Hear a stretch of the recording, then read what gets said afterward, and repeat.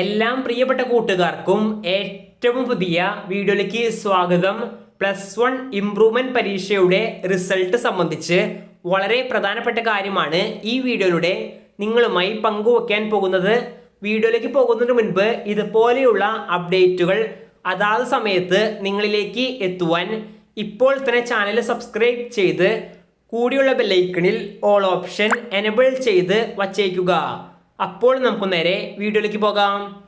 ഈ വർഷത്തെ +1 ഇംപ്രൂവ്മെന്റ് പരീക്ഷയുടെ റിസൾട്ട് പ്രഖ്യാപിച്ചോ അല്ലെങ്കിൽ പ്രഖ്യാപിച്ചിട്ടില്ലെങ്കിൽ എന്ന് പ്രഖ്യാപിക്കുമെന്ന് നിരവധി അധികം കുട്ടികൾ ചോദിക്കുന്നുണ്ട്.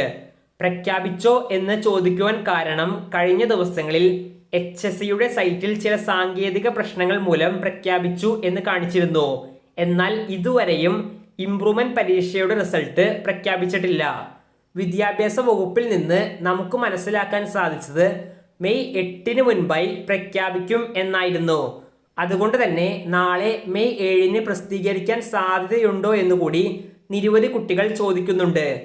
എന്നാൽ ഇപ്പോൾ വരുന്ന ഏറ്റവും പുതിയ അറിയിപ്പുകൾ അനുസരിച്ച് ഇന്നോ നാളെയോ HSCയുടെ ബോർഡ് മീറ്റിംഗ് കൂടി മെയ് 8 തന്നെ റിസൾട്ട് പ്രസിദ്ധീകരിക്കാനാണ് സാധ്യത.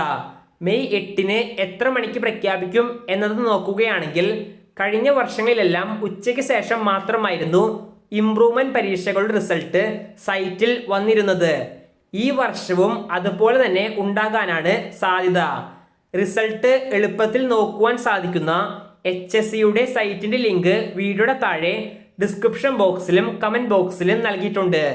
ഈ വീഡിയോ ഇവിടെ അവസാനിക്കുന്നു. ഇതുപോലെയുള്ള ഉപകാരപ്രദമായ കാര്യങ്ങൾ കൃത്യമായി തന്നെ അറിയുവാൻ ഇപ്പോൾ തന്നെ ചാനൽ സബ്സ്ക്രൈബ് ചെയ്ത് വച്ചേക്കുക. നന്ദി.